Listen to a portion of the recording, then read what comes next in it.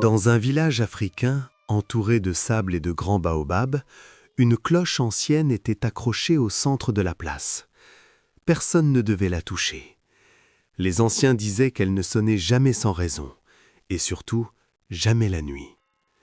Mais un soir, sans vent, sans personne, la cloche sonna, une seule fois. Un son grave, long, profond. Tout le village se réveilla. Au matin, une femme avait disparu, sans trace, sans bruit. Le lendemain soir, la cloche sonna encore, une seule fois, et une autre personne disparut. La peur s'installa.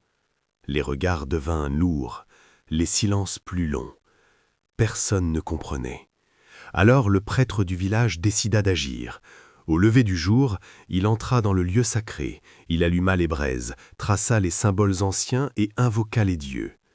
Le silence était total. Puis le message arriva. Clair, froid. La cloche n'était pas une malédiction, c'était un jugement. Ceux qui disparaissaient n'étaient pas choisis au hasard. Ils avaient trahi. En secret, ces hommes avaient conspiré contre le roi.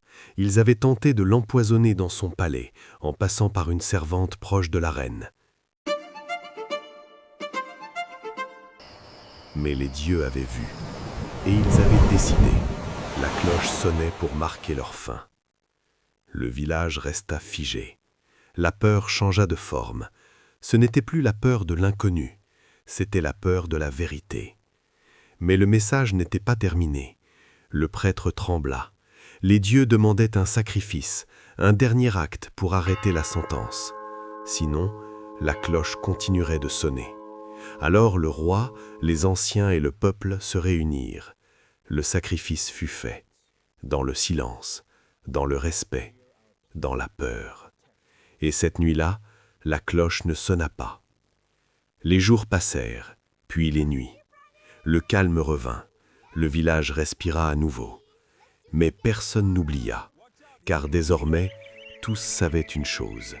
La cloche ne se trompe jamais, et quand elle sonne, c'est que le jugement a déjà commencé.